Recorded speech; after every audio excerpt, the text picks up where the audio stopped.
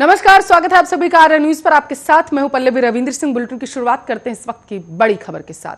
भारतीय वायुसेना का आज स्थापना दिवस है। आपको बताते चले आज वायुसेना का 89वां स्थापना दिवस। हिंडन एयरबेस पर वायु वीरों की गर्जना जो है वो साफ देखने को मिल रही है। आकाश में वायु वीरों का पराक्रम वायु दिवस पर देखने को मिल रहा है। पीएम मोदी ने मामले में बधाई दी है। राष्ट्रपति ने भी वायु दिवस पर शुभकामनाएं दी हैं। इस वक्त की बड़ी खबर आपके टेलीविजन स्क्रीन पर है। हिंडन एयरबेस पर वायुसेना के जो वीर हैं, वीर जवान जो है वो इकट्ठा हुए हैं। शौर्य पराक्रम जो है वहां पर देखने को साफ तौर से मिल रहा है। तस्वीरें बेहद बेहतरीन वहां पर सामने निकल कर आ रही हैं। वायु दिवस पर पीएम मोदी ने भी शुभकामनाएं दी, तो वहीं दूसरी तरफ देश के राष्ट्रपति ने भी, रामनाथ कोविंद ने भी वायुसेना दिवस पर शुभकामनाएं दी हैं। इस वक्त की बड़ी खबर आपके टेलीविजन स्क्रीन पर।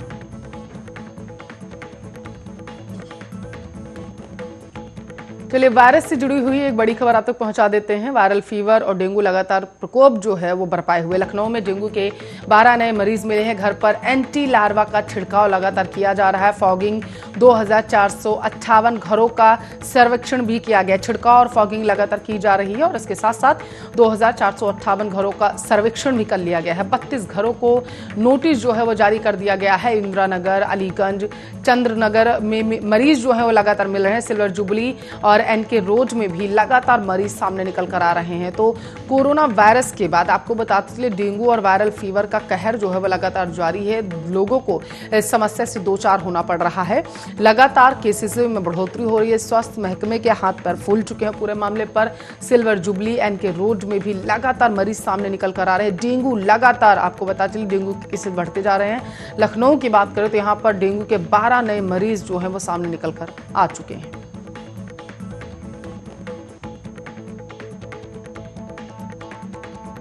चलिए विस्तार से खबरों की तरफ रुख करते हैं। उत्तर प्रदेश के लखीमपुर खीरी हिंसा केस के 4 दिन बाद पुलिस ने पहली कार्रवाई की है। पुलिस ने गृह राज्य मंत्री अजय मिश्रा के आरोपी बेटे आशीष मिश्रा को आज पूछताछ के लिए बुला लिया है। पुलिस ने आशीष से सुबह 10 बजे सबूतों के साथ आने का कह दिया है। वहीं इस मामले में पुलिस ने आशीष मिश्रा के करीबी लवकुश और आशीष पांडे को भी गिरफ्तार किया, जबकि 5 और लोग हिरासत में लिए गए।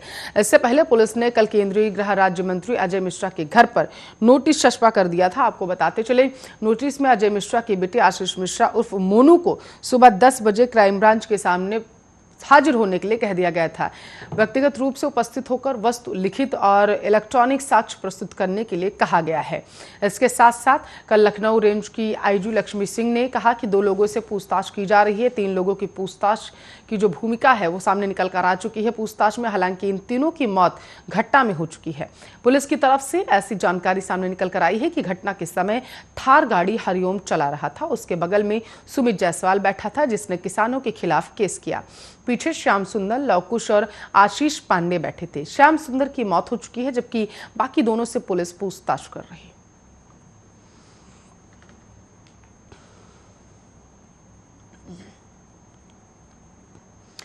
तो देश के केंद्रीय आपको बता दें केंद्रीय गृह मंत्री अमित शाह बीती गुरुवार को देर रात अहमदाबाद एयरपोर्ट पहुंचे। अमित शाह शुक्रवार को यानी गुजरात पहुंच चुके थे। इस दौरान वह गांधीनगर जिले के एक गांव में ऑक्सीजन प्लांट के उद्घाटन सहित कई कार्यक्रमों में आज हिस्सा लेंगे। साथ ही नवरात्र के अवसर पर एक मंदिर भी जाएंगे। अधिकारियों द्वारा जारी अस्थायी कार्यक्रम के अनुसार अमित शाह आज दोपहर में करीब गांधीनगर रेलवे स्टेशन का दौरा करेंगे और स्टेशन के परिसर में स्थित चाय की दुकानों को महिला स्वयं सहायता समूहों द्वारा बनाए गए मिट्टी के कुल्हड़ वितरित करने के कार्यक्रम में हिस्सा लेंगे। इसके बाद गृह मंत्री गांधीनगर जिले के कलोला तालुका के पंसर गांव में एक प्राथमिक स्वास्थ्य केंद्र का उद्घाटन करेंगे। गांधीनगर से लोकसभा सांसद शाह का वहां एक जनसभा को संबोधित करने का भी कार्यक्रम है। अधिकारियों ने बताया है कि मंच से वह अपने निर्वाचन क्षेत्र में पंसार में एक झील के सुंदरीकरण सहित कुछ परियोजनाओं का उद्घाटन और शिलान्यास करेंगे। उन्होंने बताया है कि शाम को बीजेपी नेता शाह गांधीनगर जिले में अपने पैतृक शहर मानसा पहुंचेंगे और सरकारी अस्पताल का दौरा करेंगे। बाद में शाह शहर के बहुचर माता मंदिर में पूजा अर्चना करने जाएंगे। वह नवरात्र के दौरान कई सालों से यह परंपरा निभा रहे हैं।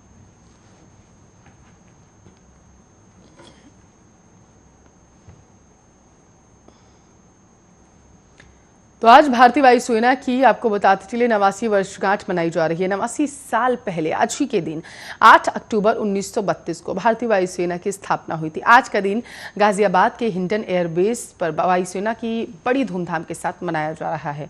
वायुसेना दिवस के मौके पर भारतीय वायुसेना के चीफ और तीनों सशस्त्र सेनाओं के वरिष्ठ अधिकारी मौजूद रहते हैं। देश की वायुसेना की सुरक्षा की जिम्मेदारी भारतीय वायुसेना के जाबाजों के कंधे पर। आज के दिन हिंडन एयरबेस पर भारतीय वायुसेना के जाबाज पायलट सेना के विभिन्न विमानों के साथ शानदार हैरत अंगेज एयर शो का प्रदर्शन करते हैं। आज हिंडन एयरबेस पर देश के पुराने और अत्याधुनिक विमानों के साथ भारतीय वायुसेना के जवान हैरत अंगेज करतब दिखाकर शौर्य का परिचय देते हुए आत्मनिर्भर भारत का दमखम दिखाएंगे।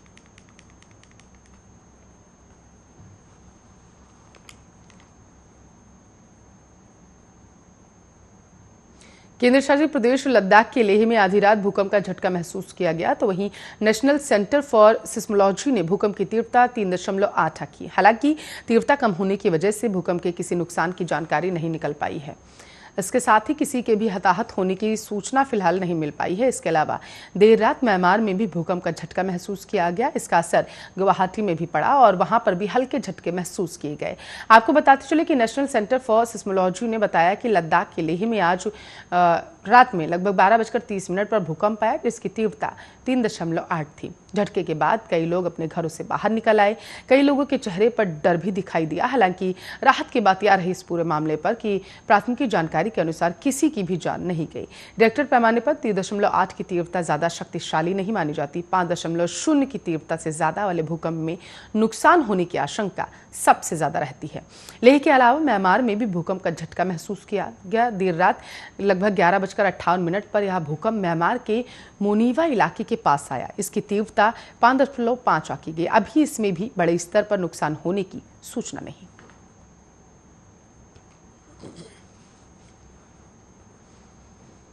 तो पेट्रोल डीजल की कीमतें कम होने का नाम नहीं ले रही हैं। देश की राजधानी समेत सभी महानगरों में ईंधन की कीमतों में इजाफा हो गया। सरकारी तेल कंपनियों ने आज पेट्रोल की कीमतों में 30 पैसे और डीजल की कीमतों में 35 पैसे प्रति लीटर इजाफा कर दिया। इस इजाफे के बाद कैलकाटा में पेट्रोल का भाव 104 रुपए हो गया। चेन्नई में 100 रुपए का आंकड़ा पार कर गया। आज की बढ़ोतरी के बाद देश की राजधानी दिल्ली में 1 लीटर पेट्रोल का भाव 103 रुपए 54 पैसे और डीजल की कीमत 92 रुपए 12 पैसे हो गई।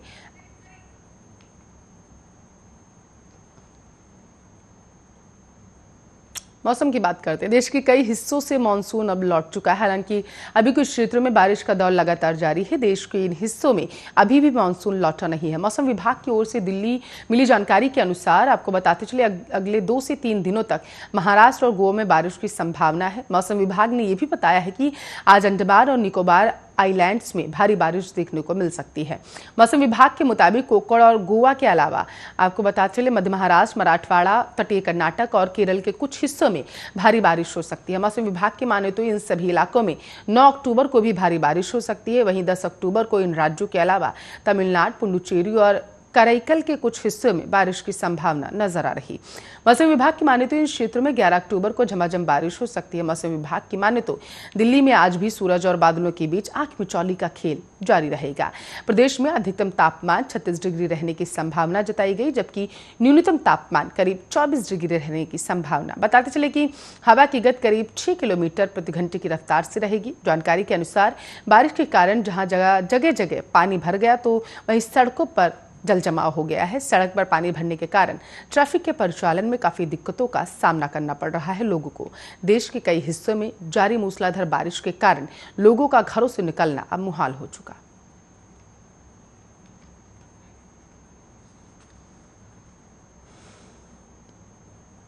तो बॉलीवुड अभिनेता शाहरुख खान के बेटे आर्यन खान से जुड़े क्रूज ड्रग केस में आज फिर से 8 लोगों को अदालत में पेश किया जाएगा। आज कोर्ट इस मामले में तय करेगा कि आर्यन खान समेत इन लोगों को बेल मिलेगी या फिर नहीं। कार्डेलिया क्रूज पर कथित रेप पार्टी मामले में गिरफ्तार किए गए सुपरस्टार शाहरुख खान के बेटे आर्यन खान को 1 दिन की कस्टडी में खत्म होने के बाद गुरुवार को फिर से कोर्ट में पेश किया गया था। इसके बाद कोर्ट आज तय करेगा कि उन्हें रिहा किया जाएगा या फिर अभी उन्हें जेल में ही रहना होगा और उनकी कस्टडी बढ़ाई जाएगी। ड्रग केस में फंसे अभिनेता शाहरुख खान के बेटे आर्यन खान 7 अक्टूबर तक नारकोटिक्स कंट्रोल ब्यूरो की कस्टडी में। उनके वकील सतीश मानुष शिंदे जल्द से जल्द आर्यन की जमानत दिलाने की कोशिश कर रहे हैं। आज इस मामले की फिर से सुनवाई है। ऐसे में सवाल उठता है कि क्या वो आर्यन को जमानत दिलवा पाएंगे या फिर नहीं। एनसीबी ने कोर्ट के सामने दलीलें दी थी कि आर्यन खान की व्हाट्सएप चैट से खुलासा हुआ है कि वह विदेशी ड्रग पेडलर के भी संपर्क में थे। एनसीबी ने कोर्ट को बताया है कि अमेरिका के दक्षिण कैलिफोर्निया की यूनिवर्सिटी में पढ़ाई के दौरान भी आर्यन ने ड्रग का सेवन किया, इसलिए इस ड्रग्स मामले की जांच अंतर्राष्ट्रीय एंगल से अब की जानी चाहिए। आखिर में अदालत ने आर्यन खान और अन्य 7 आरोपियों को 7 अक्टूबर तक एनसीबी की हिरासत में रहने का आदेश दिया था।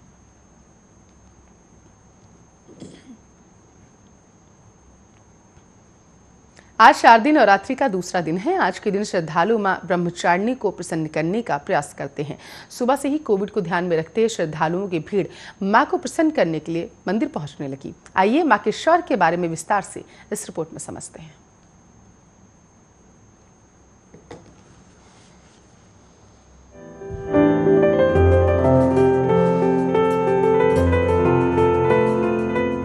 ब्रह्मचारिणी देवी की पूजा नवरात्र के दूसरे दिन की जाती है और आज वह शुभ दिन है जब श्रद्धालु मां को प्रसन्न कर रहे हैं। देवी ब्रह्मचारिणी का स्वरूप ज्योतिर्मय है। ये मां दुर्गा की 9 शक्तियों में से दूसरी शक्ति मानी जाती है।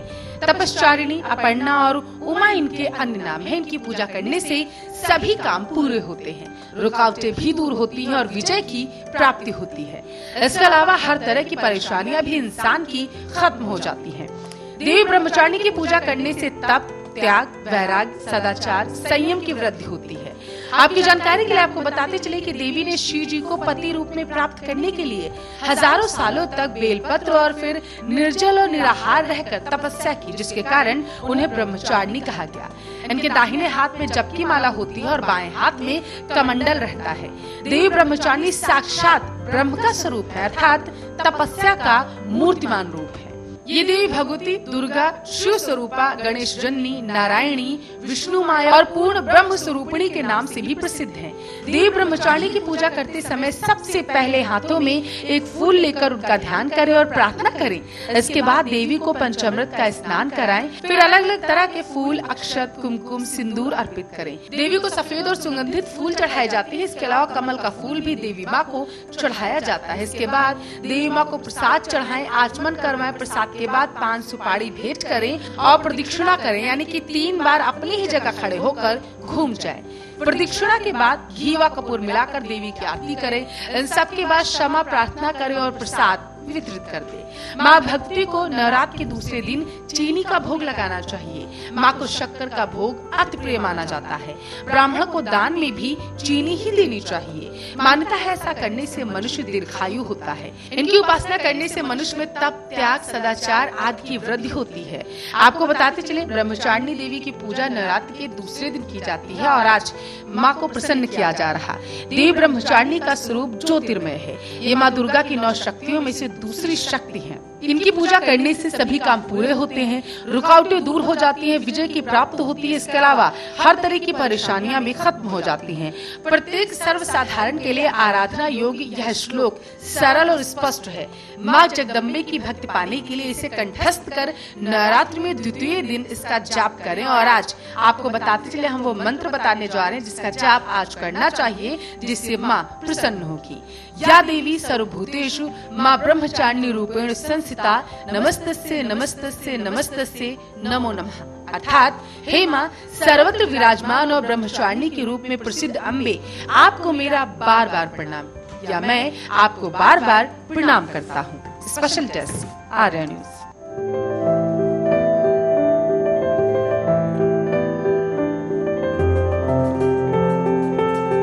चलिए खबरों में आगे बढ़ते हैं। जिस तरह से कांग्रेस के पूर्व अध्यक्ष राहुल गांधी अपने ही खेमे में लोगों को सजोकर रखने में असमर्थ हो रहे हैं, अब सवाल ये कि क्या राहुल गांधी कांग्रेस का चेहरा बदलना चाहते हैं, और अगर ऐसा है तो ऐसा वो क्यों करना चाहते हैं, जिसकी वजह से कांग्रेस के दिग्गज नेता कांग्रेस का दामन छोड़ रहे हैं। आइए विस्तार से इस रिपोर्ट में समझते हैं।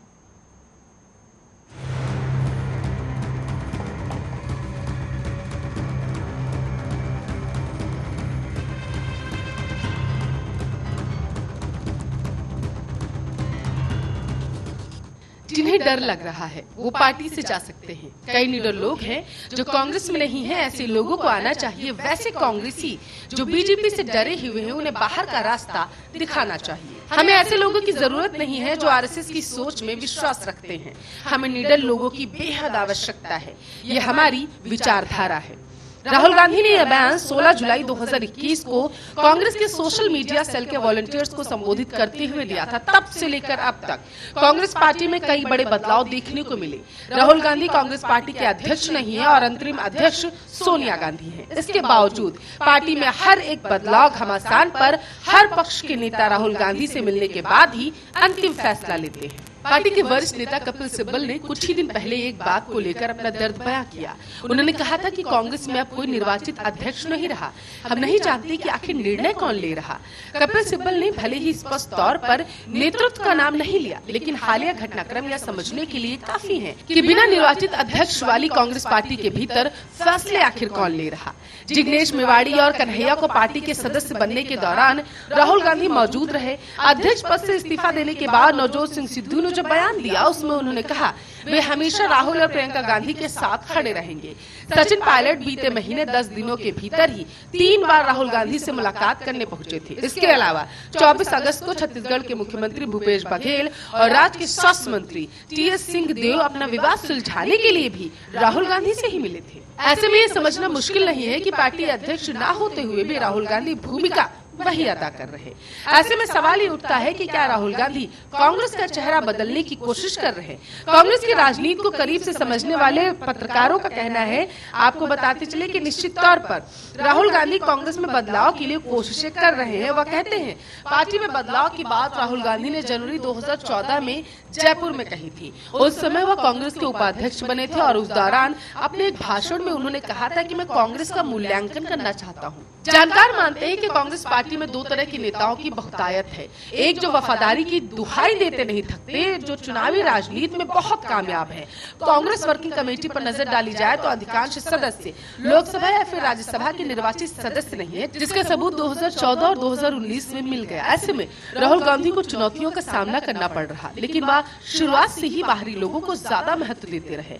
हालांकि कांग्रेस पार्टी का युवा चेहरा और पार्टी की प्रवक्ता शमा मोहम्मद ये तो मानती है कि राहुल गांधी पार्टी में बदलाव की कोशिश कर रहे हैं। नए चेहरों को खासतौर पर महिलाओं को पार्टी प्रोत्साहित कर रही है, जिनकी राजनीतिक पृष्ठभूमि नहीं रही उन्हें भी मौका देने जा रहे हैं। लेकिन वरिष्ठ नेताओं की नाराजगी पर वह कहती है कि हर पार्टी में उथल पुथल होती रहती है। बदलाव होते हैं तो कुछ उथल पुथल भी होती है। बीजेपी भी तो उथल पुथल मचाए रखती है। यह बेहद सामान्य सी बात है किसी भी पार्टी में। हमारी पार्टी एक लोकतांत्रिक पार्टी है और इसी कारण लोग नाराजगी भी जता सकते हैं। विशेषज्ञ मानते हैं कि राहुल गांधी पार्टी में बदलाव तो करना चाहते हैं और कर भी रहे हैं, खास तौर पर नई पीढ़ी को मौके देकर। यह साफ है कि राहुल गांधी पुरानी जनरेशन को हटाकर एक नई जनरेशन को सामने लाना चाहते हैं, क्योंकि फिर अमरिंदर सिंह को हटाने का कोई मतलब ही नहीं है। अमरिंदर सिंह कांग्रेस के सफल नेता थे। राहुल गांधी के संदर्भ में यह तो स्पष्ट है कि वो जनरेशन चेंज लाना चाहते हैं। हालांकि स्मिता यह भी कहती है कि एक और जहां राहुल गांधी नई पीढ़ी को लाना चाह रहे हैं, वहीं इस बात को भी नहीं भूलना चाहिए कि नए चेहरे रह चुके हैं जो हाल ही में कांग्रेस पार्टी छोड़ चुके हैं। कुछ लोग राहुल गांधी के बदलाव भरे इन फैसलों की तुलना इंदिरा गांधी के तत्कालीन बदलाव के फैसले से कर रहे हैं, लेकिन यह समझना भी बेहद जरूरी है कि इंदिरा गांधी तब सत्ता में थी। उन्होंने पार्टी के सीनियर लीडर्स को लेकर जो बदलाव किए वो वैचारिक आधार पर थे। यहाँ राहुल गांधी के संदर्भ में कोई विशेष मतभेद तो दिखाई नहीं पड़ता, क्योंकि राहुल गांधी को हम आइडियलिस्टिक कह सकते हैं, क्योंकि आइडियोलॉजिकल वो कितने क्लियर है यह पता नहीं लगता। कांग्रेस का एक धड़ा हालिया घटनाक्रमों से शुद्ध है। पार्टी के कई वरिष्ठ नेताओं ने अपना दुख और नाराजगी जाहिर की है। G23 यानी कि कांग्रेस के 23 नेता जिन्होंने सोनिया गांधी को चिट्ठी लिखी थी, उनके खाने की दाद कुछ और है और दिखाने के कुछ और। वो कहते कुछ और है और करते कुछ और। जब कांग्रेस फोरम पर मुद्दे उठाए जाते हैं तो वे सर्वसम्मति से ये कह देते हैं कि सोनिया गांधी जो निर्णय लेना चाहे, लेकिन बाहर आकर वे दूसरी बातें करने लगते हैं। सोनिया गांधी को G23 नेताओं की लिखी चिट्ठी का जिक्र करते हुए कहते हैं कि उन्होंने अभी तक कांग्रेस नेतृत्व को चुनौती देने का जो उनका संवैधानिक अधिकार है उसका प्रयोग ही नहीं किया। G23 के नेता चाहते हैं कि पार्टी के जो बड़े और अहम पद हैं इनका निर्णय प्रक्रिया में खुद रहना चाहते हैं, लेकिन ऐसा हो नहीं रहा। यही चीजें उन्हें फूटी आंख नहीं सुहा रही। राहुल गांधी की खींच यही है। राहुल गांधी की खींच यही है कि पार्टी के भीतर कोई उनसे या कहता है कि उसने उनकी दादी के साथ काम किया, कोई कहता है कि उसने उनके पिता के साथ काम किया, कोई कहता है कि उसने उनकी माँ के साथ काम किया। तो राहुल गांधी ऐसी चाचाओं मामाओं के बीच अब घिरे हुए हैं और उन्हें अपनी राजनीतिक दिखाने का मौका ही नहीं मिल रहा। राहुल गांधी पहले भी लोकतांत्रिक तरीके से मुख्यमंत्रियों का चुनाव करना चाहते थे, लेकिन तब उन्होंने मुंह की खाई। मध्य प्रदेश में उन्होंने लोकतांत्रिक आधार पर कमलनाथ को मुख्यमंत्री बनाया तो सिंधिया नाराज हो गए, पार्टी से चले गए और सरकार भी गिर गई। राजस्थान और पंजाब में भी स्थिति कुछ यही। घोषित तौर पर नहीं तो आपको बताते चले, कांग्रेस पार्टी में लोग मानते हैं कि कांग्रेस पार्टी का अध्यक्ष कोई गांधी परिवार से ही होगा। राहुल गांधी को अध्यक्ष बनाया भी गया, आपने खुद ही पद छोड़ा है। आपके नेतृत्व में 2 लोकसभा चुनाव भी पार्टी हार गई, बावजूद इसके उन्हें अध्यक्ष बनने को कहा गया, लेकिन वह ना तो खुद बन रहे हैं और ना ही किसी को बनने दे रहे। लेकिन फैसले तो सारे के सारे राहुल गांधी ही ले रहे हैं।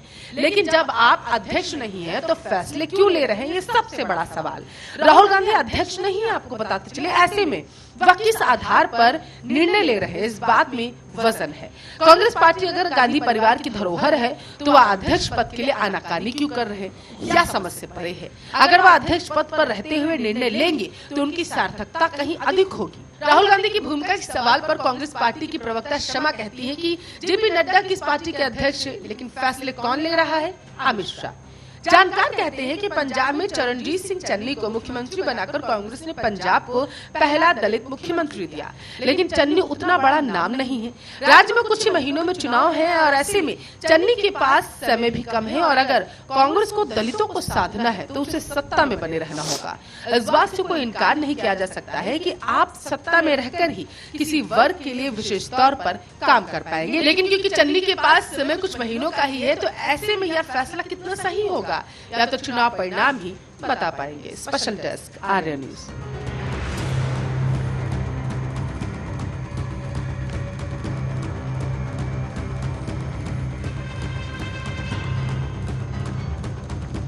चलिए इस रिपोर्ट के साथ फिलहाल के लिए इस बुलेटिन बस इतना ही। बने रहिए हमारे साथ, देखते रहिए आर्य न्यूज।